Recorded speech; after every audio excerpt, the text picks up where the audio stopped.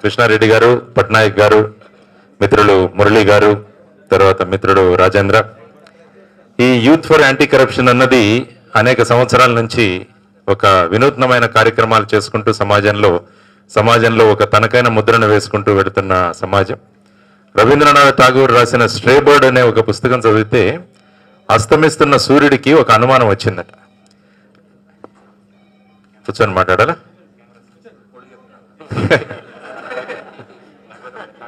అస్తమిస్తున్న సూర్యుడికి అనుమానం వచ్చిందట, నేను అస్తమించిన తర్వాత ఈ ప్రపంచాన్ని ఎవరు చూసుకోగలరు? అప్పుడు ఒక చిన్న మట్టి పాత్ర, ఒక చిన్న దీపం చెప్పిందంట, అస్తమిస్తున్న సూర్యుడా, నువ్వేమి బాధపడకు, నేను ఎంత చేయాలో నేను ఖచ్చితంగా వెలుగును భూమికి ఇస్తాను అని చెప్పేసి ఒక చిన్న ప్రమిద చెప్పిందట. అంటే ఇంత కరప్షన్ గురించి ఏదైతే జరుగుతుందో మనం మాట్లాడుకుంటున్నామో, ఈ కరప్షన్ గురించి మాట్లాడడం కన్నా నేను నా వంతు కర్తవ్యాన్ని చేస్తాను అని చెప్పి ఒక చిన్న ప్రమిదలాగా మన రాజేంద్ర ఆధ్వర్యంలో ఈ యూత్ ఫర్ యాంటీ కరప్షన్ వాళ్ళు అనేక కార్యక్రమాలు చేస్తూ వచ్చారు. ఎందుకంటే సమాజంలో మనకు తెలుసు, ఒక రీసెర్చ్ జరిగింది, దాంట్లో ఏం చెప్పారంటే 90 మంది ప్రజలు చాలా మంచివాళ్ళు కానీ సంఘటితంగా లేరు. 8% మనుషులు మంచివాళ్ళు కొద్దిపాటిగా సంఘటితంగా ఉన్నారు. 2% వాళ్ళు అతి దుర్మార్గులు కానీ వాళ్ళు అత్యంత సంఘటితంగా ఉన్నారు. కాబట్టి 2% సంఘటితంగా ఉన్న వాళ్ళు మిగతా 98% వాళ్ళు హరించి వేస్తున్నారు. కాబట్టి మనకు కావాల్సింది కృష్ణారెడ్డి గారు చెప్పినట్టు మనమంతా సంఘటితం అవ్వాలి. ఇది చాలా ముఖ్యం. మంచి వాళ్ళలో ఏంటంటే ఒకరికొకరు పడదు, మా మాటే నెగ్గాలి అంటారు. దానివల్ల ఏంటంటే సంఘటితం తక్కువ అవుతుంది. కాబట్టి మనమంతా ఒక చోటికి సంఘటితంగా చేయగలిగితే ఏదో ఒక మార్పును తీసుకురాగలం. ముఖ్యంగా కరప్షన్ గురించి మాట్లాడాలంటే పొలిటికల్ కరప్షన్. ఎందుకంటే రాజకీయాల్లో నేను మొన్న ఎలక్షన్లో కంటెస్ట్ చేశాను కాబట్టి ఆ అనుభవంతో నేను చెప్తాను. నేను ఏం చేశాను అంటే సమాజానికి కనీసం 200 కోట్ల రూపాయలని సర్క్యులేషన్లో తెచ్చానని చెప్పి ఇవి మాత్రం నేను చెప్పగలను అనమాట, నేను అక్కడ నిలబడినందువల్ల. తరువాత పొలిటికల్ కరప్షన్ తగ్గించడానికి ఎన్నో ప్రయత్నాలు జరుగుతున్నాయి. మిత్రుడు మా జూనియర్ మాధవరెడ్డి ఇక్కడ ఉన్నారు, జీరో బడ్జెట్ పాలిటిక్స్ అని ఆయన విపరీతమైన కృషి చేస్తున్నారు. ఎక్కడో చోట మార్పు వస్తుంది, కొంచెం ఆలస్యం అవ్వచ్చు కానీ మార్పు రావడం తథ్యం అన్నది నా నమ్మకం.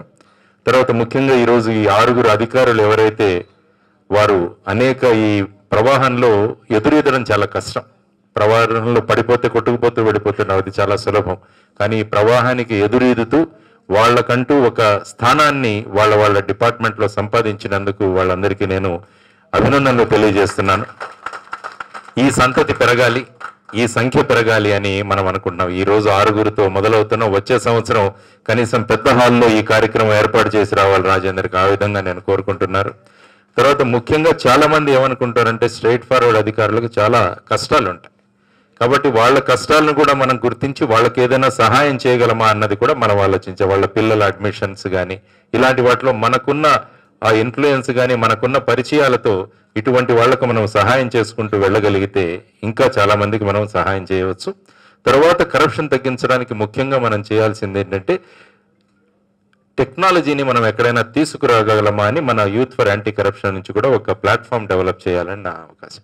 ఇప్పుడు మీరు ఇన్కమ్ ట్యాక్స్ డిపార్ట్మెంట్ తీసుకుంటే మొత్తం ఆన్లైన్ అయిపోయింది. ఇప్పుడు ఇన్కమ్ ట్యాక్స్ ఆఫీసులకు వెళ్లాల్సిన అవసరం లేదు. మీరు మీ ఇన్కమ్ ట్యాక్స్ రిటర్న్స్ సబ్మిట్ చేయొచ్చు, మీ రిఫండ్స్ వస్తాయి, మీ క్వశ్చన్స్ అన్ని కూడా కాబట్టి ఎక్కడైతే కరప్షన్ ఉందో ఆ ఇంటర్ఫేస్ను తగ్గించుకుంటూ వెళ్ళగలిగారు. అదేవిధంగా మన వేరియస్ డిపార్ట్మెంట్లో ఎక్కడైతే కరప్షన్ ఉందో ఆ ఇంటర్ఫేస్ను తగ్గించడానికి మనం టెక్నాలజికల్గా ఏదైనా సొల్యూషన్ ప్రభుత్వానికి ఇవ్వగలమా అన్నది కూడా చూడాలి.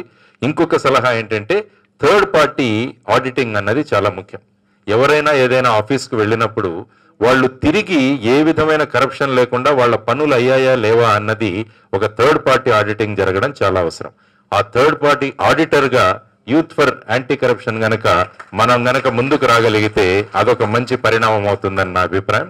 కాబట్టి ఈరోజు ఈ కార్యక్రమంలో వచ్చి 6 ఎవరైతే ప్రభుత్వ ఉద్యోగులు ఉన్నారో, ప్రభుత్వ ఉద్యోగులలో నేను ప్రజాసేవకులు అంటాను, ఆ ప్రజాసేవకులందరికీ కూడా వాళ్ళకు మంచి జరగాలి.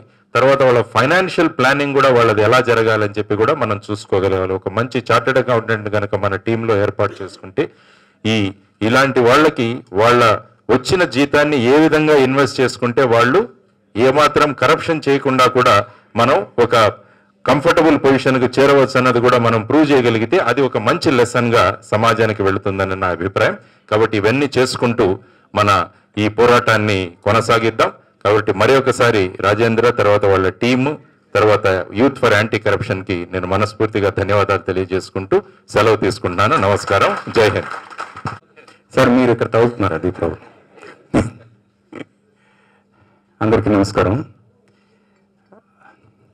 ఇలాంటి ఒక మీటింగ్లో మనం కూర్చోవలసిన అవసరం రావడం దౌర్భాగ్యం. ఎందుకంటే కరప్షన్ ఫ్రీ నేషన్ కోసం మనం ప్రయత్నం చేస్తున్నాం. అంటే కరప్షన్తో నిండిపోయింది నేషన్ అని చెప్పుకోవడానికి కోసం, అలాగే కరప్షన్ లేని కొంతమంది మహానుభావుల్ని గుర్తిస్తూ వాళ్ళని సన్మానించడం కోసం అందరం జాయిన్ అయ్యాం. అందుకు సంతోషంగా ఉంది. అయితే మీలో ఎంతమంది బ్రోకర్ సినిమా చూశారు? బ్రోకర్, అందులో ఫస్ట్ సీన్లో ఒక పోలీస్ ఆఫీసర్ వాళ్ళ ఫాదర్ దగ్గరికి వచ్చి, నాన్న నాకు ఏసీబీలో పోస్టింగ్ వచ్చింది అని సరదాగా చెప్తాడు ఫాదర్కి. వెంటనే ఫాదర్ ఏమో, అమ్మయ్య ఇంటి మీద ఉన్న అప్పు తీరిపోద్దురా అంటాడు. అంటే యాంటీ కరప్షన్ బ్యూరోలో జాయిన్ అయితే మా ఆవిడకి డబ్బులు బాగా వస్తాయి, అందుకు ఇంటి అప్పు తీరిపోతుందని ఫాదర్ అనుకుంటున్నాడు. కొడుకేమో యాంటీ కరప్షన్ బ్యూరోలో నేను జాయిన్ అయ్యాను, కరప్షన్ ఫ్రీ ఒక సొసైటీ కోసం నేను పనిచేయబోతున్నాను అనుకుంటున్నాడు. అంటే మన పర్సెప్షన్ ఎలా మారిపోయింది ఈరోజు అనేదానికి అదొక ఎగ్జాంపుల్గా ఆ సీన్ పెట్టడం జరిగింది. ఆ సినిమాలో మనందరికీ అర్థమయ్యేలాగా టైటిల్స్ మీద కరప్షన్ మీద ఒక పాట చేశాను. దానికి అంటే అది నా పర్సెప్షన్ అనుకోండి. ఆ పాట ఇలాగ ఉండాలి అనుకున్నది. అది కొంతమందికి కరెక్ట్ అవ్వచ్చు, కరెక్ట్ అనిపించవచ్చు, అనిపించకపోవచ్చు. పురుడు పోస్తే లంచం, బొడ్డు కోస్తే లంచం, పురుడు పోస్తే లంచం, బొట్టు కోస్తే లంచం, అమ్మ పాల కన్నా ముందే పరిచయం ఈ లంచం, బతకడానికి లంచం, ఎదగడానికి లంచం, బతకడానికి లంచం, ఎదగడానికి లంచం అని ఇలాగ ఒక్కొక్క దానికి లంచం గురించి చెప్తూ చరణంలో అసలు లంచం ఎలా మొదలవుతుంది అనేది నేను స్టార్ట్ చేశాను. మన ఇంట్లోనే మొదలవుతుంది లంచం అనేది. పసిపాప ముద్దిస్తే చాక్లెట్ లంచం, పిల్లాడు పాస్ అయితే సెల్ ఫోను లంచం, ఇల్లాలి సేవలకు నెక్లెస్ లంచం, శ్రీవారికి ఇవ్వాలి కౌకిళ్ళ లంచం, ఇంటింట సరదాగా మొదలైన లంచం, ఇంతింతై లోకాన్ని కమ్మింది లంచం, బర్త్ ప్రూఫ్కి లంచం, డెత్ ప్రూఫ్కి లంచం, వల్ల కాటికి పోయినా వీడదు ఈ లంచం అని. అంటే పురుడు పోస్తే నుంచి బర్త్ ప్రూఫ్, డెత్ ప్రూఫ్ అన్నిటికీ లంచంతో మనం పుట్టిన దగ్గర నుంచి ఎండ్ అయ్యేంతవరకు ప్రతి ఫేజ్లో లంచాన్ని ఫేస్ చేస్తూనే ఉన్నాం. అయితే ఈ సినిమాలో ఒక సీన్ పెట్టాలనుకుని అది ఎందుకో స్క్రీన్ ప్లే పాయింట్ ఆఫ్ వ్యూలో తీసేశాను. ఆ సీన్ మీరు ఎవరు చూడలేదు కదా, ఒక్క సీన్ చెప్తాను నేను, అది ఒక్కటే చెప్దామని వచ్చాను విత్ యువర్ పర్మిషన్ సార్. అందులో కోటా శ్రీనివాసరావు గారు మినిస్టర్ క్యారెక్టర్ చేశారు. అతనికి ఒక ఇద్దరు కొడుకులు ఉంటారు, స్పాయిల్డ్ కిడ్స్. యూజువల్గా బాగా డబ్బున్న ఫాదర్స్కి స్పాయిల్డ్ కిడ్స్ కామన్గా ఉంటారు, అందరికీ అనుకోవద్దు దయచేసి, యూజువల్గా. అయితే వాళ్ళు ఎప్పుడు కూర్చున్న బ్రోకర్ కూడా వాళ్ళతో పాటు కూర్చొని మాట్లాడుతున్నప్పుడు ఈ డబ్బు ఎందుకన్నా ఇంత గడిస్తున్నావు అంటే, నేను చూసిన కష్టం నా పిల్లలు చూడకూడదురా, నేను ఎంత గడించినా ఇదంతా నా పిల్లల కోసమే అని చెప్తుంటాడు.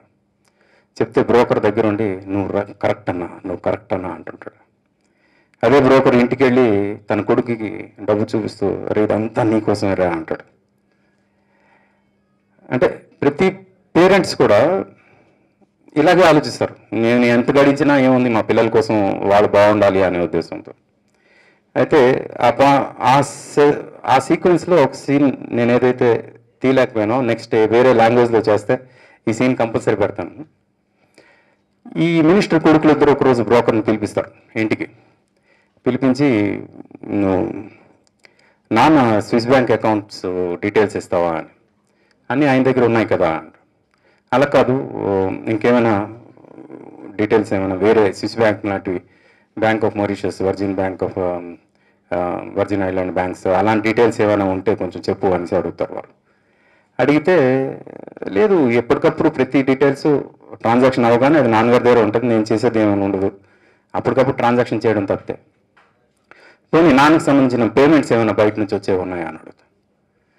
అంటే మేము ఆలోచించాలి, ఈ మధ్య ట్రాన్సాక్షన్స్ గురించి నాకు అంత ఐడియా లేదు, బట్ ఏమైనా ఉంటే చెప్తాను. ఏమైనా ఉంటే చెప్పు, తొందరగా చెప్పు అంటారు. అంటే గుర్తులేదు. ఎందుకు అడుగుతున్నాను, నాకు అన్నీ మీ నాన్నగారి దగ్గర ఉన్నాయి కదా డీటెయిల్, అంటే అన్న దగ్గర ఉన్నాయి, అంటే గురువు గారికి అన్న అని పిలుసు, అన్న దగ్గర ఉన్నాయి కదా, అన్నని అడగవచ్చు కదా అంట. ఇంకెక్కడ ఉన్నాడు, పోయాడు అంట. ఇప్పుడు షాక్ అవుతాడు బ్రోకర్, పోయాడా అన్న, పోయాడా, ఎప్పుడు అని. ఎప్పుడు రాత్రి 12ంటికి పోయాడు. అంత పెద్ద మినిస్టర్ చనిపోతే ఇప్పటివరకు ఎవరికీ తెలియదు, నాకే తెలియదు అంటే ఎవరికీ తెలియదు. ఎవరికి తెలియకుండా అంటే ఇవన్నీ మనం కనుక సెటిల్ చేయకపోతే, డిక్లేర్ చేస్తే అవన్నీ ఆగిపోతాయి కదా మనకి. అందుకు ముందు ఇవన్నీ సెటిల్ అయిన తర్వాత అప్పుడు అనౌన్స్ చేద్దాం ఆయన చనిపోయినట్టు అని ఆలోచిస్తాం. అంటే ఎక్కడ ఉన్నాడు నాన్న అన్నాడు. అక్కడ పడుకుని శవం అంటారు పిల్లలు. అతని హాల్లో మంచం మీద శవం ఉండదు కాబట్టి కింద ఒక చాప మీద శవం పడి ఉంటుంది, ముందు తల దగ్గర ఒక దీపం ఉంటుంది, అనాథగా ఉంటుంది, ఎవరు ఉండరు, పనమ్మాయి తప్ప.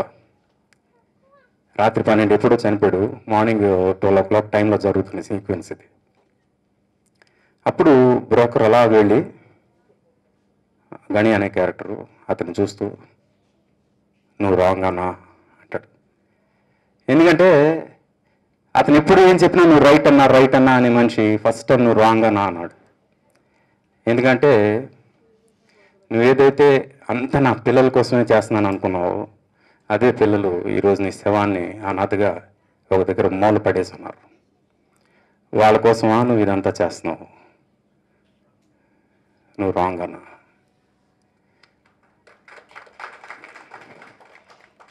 ప్రతి ఒక్క మనిషి ఇదే తప్పు చేస్తున్నాడు. అంటే వాళ్ళ పిల్లలు మంచి వాళ్ళు అవ్వచ్చు, వాళ్ళ పిల్లలు వాళ్ళని బాగా చూసుకునే వాళ్ళు అవ్వచ్చు, అన్ని రకాలుగా అన్నీ అవ్వచ్చు. కానీ మనం పెంచేటప్పుడు మన పిల్లలకి వాళ్ళ కాళ్ళ మీద వాళ్ళు నిలబడేటట్టు పెంచితే వాళ్ళకి మనం ఎన్ని వేల కోట్ల ఆస్తి ఇచ్చినా అంతకన్నా ఎక్కువ ఇచ్చినట్లు లెక్క. ఆ ఒక్క సీక్రెట్ ప్రతి పేరెంట్స్లో తెలిస్తే ఈ సొసైటీ కరప్షన్ ఫ్రీ అవుతుందని నా ఉద్దేశం. ఎందుకంటే ఎంత గడించండి, ఎంత ఇది చేయండి, ధనవంతులు అవడానికి ప్రయత్నం చేయండి, లాస్ట్కి అంటే మీరు తినడానికి ఇంతే పొట్ట కావాలి, జబ్బు వస్తే ఇది కూడా పెద్దదైపోద్ది, ఈ పొట్టలో కూడా తక్కువే పడుతుంది జబ్బు వస్తే. వేసుకోవడానికి ఇన్ని బట్టలు కావాలి, ఉండడానికి ఇంతే ఇళ్ళు కావాలి, చనిపోయిన తర్వాత 6,000 నేలే కావాలి. అది కాకుండా మనం ఒక్క పైసా కూడా ఎక్స్ట్రా ఇక్కడి నుంచి పైకి తీసుకెళ్దాం. ఈ యొక్క సీక్రెట్ తెలియకుండా ఇది ఇక్కడి నుంచి ఎంత డబ్బు గడించాలి, ఇక్కడి నుంచి ఎంత డబ్బు తెచ్చేయాలి, ఈడిస్తే ఎంత తీసేసుకోవాలి, ఇక్కడి నుంచి ఎంత కరప్షన్ చేసేయాలి అనే ఒక ఆలోచన చాలా టెంపరీ మొమెంటరీ ఆలోచనలు. ఈ ఆలోచనలు ఎంత దౌర్భాగ్యకరమైన పొజిషన్లో ఉంచారంటే మనందరినీ ఈరోజు ఇలాంటి ఒక కరప్షన్తో నిండిన ఒక సొసైటీని తీసుకొచ్చాయి. ప్రతి ఒక్కరు నేను పోయేటప్పుడు ఏం తీసుకెళ్ళను, నా పిల్లలకి సంస్కారం నేర్పించి వాళ్ళకి వాళ్ళ కాళ్ళ మీద నిలబడేటట్టు ఒక జీవితాన్ని వేస్తే చాలు అనుకోవడం మొదలు పెడతారు. ఆ రోజు ఈ సొసైటీ కరప్షన్ ఫ్రీ అవుతుందని నమ్ముతాను నేను. Thank you. ఈ సందర్భంగా నన్ను ఇక్కడికి పిలిచినందుకు ఈ టీం మెంబర్స్ అందరికీ కూడా కృతజ్ఞతలు. నేను పెద్దగా అంటే ఏం చేస్తున్నా అనుకోవట్లేదు, నేను చేసే డ్యూటీలో నాకు ఏదైనా కళ్ళకి ఏదైనా కనబడ్డప్పుడు మనం కొంచెం చేయొచ్చు కదా, ఇట్లా చేయొచ్చు కదా అనే ఉద్దేశంతోనే చేసినవే నేను అన్నీ కూడా. మామూలుగా ఈ కరప్షన్ వీటికి సంబంధించినప్పుడు మనకు వచ్చే ప్రతి జీతం కూడా ప్రజలు పన్నుల రూపంలో చెల్లించినటువంటి డబ్బులు మనకు జీతంగా వస్తుంది. అంటే ప్రజల నుంచి పన్నుల రూపంలో తీసుకున్న డబ్బుల్ని మనం జీతంగా తీసుకొని మనం డ్యూటీ చేస్తున్నాం. కాబట్టి మనకు వస్తుంది జీతం, ఇంకా ఎందుకు లంచం? తినేటప్పుడు కంచము, పడుకునేటప్పుడు మంచము, నీ నిజాయితీని ప్రశ్నిస్తే నీ ముఖమైపోతుంది కొంచెం.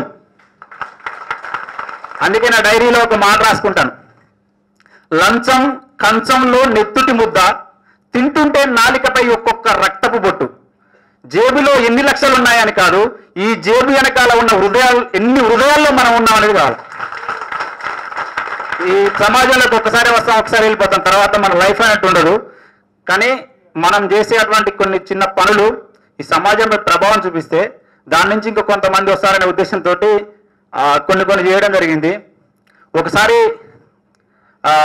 మా ఊరు దగ్గర ఒక 90 సంవత్సరాల వృద్ధురాలు, అదేవిధంగా 55 సంవత్సరాల వికలాంగుడు, 2 కాళ్ళు లేవు. వాళ్ళ తల్లి ఓపెన్ ప్లాట్ మీద ఉంటే అతను ఆమెని తీసుకొని ఎక్కడికి పోలేడు. ఆమె 90 సంవత్సరాలు ఉంది కాబట్టి లేవలేదు. అట్లాంటి పరిస్థితుల్లో ఓపెన్ ప్లాట్ మీద పడుకొని ఉంటే అది పేపర్లో టీవీలో వస్తే నేను చూసి వాళ్ళకి సహాయం చేయాలనుకుంటే అప్పుడు నా దగ్గర డబ్బులు లేకుంటే నా గోల్డ్ చైన్, రింగు, మా పాప బ్యాంగిల్స్ ముత్తూట్ ఫైనాన్స్లో పెట్టి 70,000 తీసుకెళ్ళి వాళ్ళకి 1 మంత్లో ఇల్లు కట్టించా. తర్వాత మొన్న లాస్ట్ ఆగస్టు 24కి ఒక అతను పశువుల కాపరు ఉంటే 10 years బ్యాక్ చనిపోయాడు. అతను 3 కూతుర్లు ఉన్నారు. 2 కూతురు పెళ్ళని, ఇంకో కూతురు కూడా మ్యారేజ్ అయిన తర్వాత ఒక 3 years బాబు ఉన్నాడు. ఆమె వాళ్ళ తల్లితో పాటు ఉంటుంది. తల్లికి కళ్ళు కనిపించవు. 3 కూడా ఒక కమ్మల గుడిసెలో ఉంటున్నారు. ఈ వచ్చిన వర్షాలకు మొత్తం తడిసిపోయి ఒక నైట్ పడుకోకుండా ఒక మూలకు కూర్చొని ఉన్నారనమాట, చిన్న ప్లేట్స్ ఇట్లా పట్టుకొని. అట్లాంటి పరిస్థితుల్లో నాకు మా ఫ్రెండ్స్ ద్వారా తెలిసినప్పుడు మళ్ళీ నా దగ్గర డబ్బులు లేకుంటే 1 lakh మళ్ళీ లోన్ పెట్టి వాళ్ళకు 2 గదుల ఇల్లు కట్టించాను. అంటే మనం సమాజం నుంచి పొందుతున్నప్పుడు తిరిగి మనం సమాజానికి సేవ చేయాలా అనే ఏదో ఒక రకంగా ఉపయోగపడాలనే ఉద్దేశంతో చేసినే, అంతే తప్ప నేను గొప్ప చేసినా ఏమనుకోవట్లేదు. ఈ సందర్భంగా నన్ను ఇక్కడ పిలిచినందుకు అందరికీ ధన్యవాదాలు. నమస్తే. ఈ అన్నం పెట్టే అన్నదాతకు సంబంధించిన శాఖలో నేను పనిచేశాను. మన వరకు భద్రత గల జీతం అంతా బాగానే ఉంటుంది. కానీ రైతుల వరకు చూసినట్లయితే ప్రతి ఒక్కరూ రైతు గురించి పెద్దనే మాట్లాడతారు, ప్రతి ఒక్కరు కింద నుంచి మీద వరకు. కానీ నిజానికి ఏంటంటే ఆయన పరిస్థితి అంటే అంతటా అందరూ దోసుకునే వాళ్ళు రైతుకు. అయితే దాని గురించి ఆలోచన చేసింటే వాళ్ళకు కొద్దిగా కరప్షన్ తగ్గేదే బదులుగా మేము ఏం చేసామంటే ఒక ర్యాలీలు అటువంటి రైతులను ఇచ్చాము. మొదలైందంటే ప్రతి ఆఫీస్కి వెళ్ళి ఒక పత్రం ఇవ్వాలి, రైతు వస్తే లంచాలు లేకుండా పనిచేయాలి, ఆఫీసులో కూర్చోబెట్టి మాట్లాడాలి, మినిమం గౌరవం ఇవ్వాలి. ఇట్లా చేసిన తర్వాత కూడా ఎట్లా కానీ వినరు కదా, ఎవరు వింటారు, ఎవరు విన్నారు, వాళ్ళకి సపోర్ట్ చేసేవాళ్ళు లేరు, మాట్లాడే అందరూ సపోర్ట్. దాని తర్వాత రైతు గర్జన అని చెప్పి మొత్తం మండలం మొత్తం రోడ్డు మీద దించేసి ధర్నా కార్యక్రమం అట్లా చేసాం. ఇట్లా దాని తర్వాత ఒకటి సర్వే జన సుఖిన పొందని తర్వాత కార్యక్రమాలు, ఇటువంటి అన్ని కార్యక్రమాలు చేసాము. సార్ అన్నట్టు ఏంటంటే ప్రతి ఆఫీస్లో కూడా మేము ఇట్లా అప్లికేషన్ ఇచ్చిన తర్వాత ప్రతి దగ్గర స్కూళ్ళల్లో కానీ ఆఫీస్ దగ్గర ఏసీబీ నెంబర్ కూడా పెట్టాము. దాంట్లోకి ఏంటంటే ఇక్కడి నుంచి కాకుండా ఇంకో ఏరియా నుంచి రైతు అట్లా పోవడం జరిగింది. ఇటువంటివన్నీ చేసాము.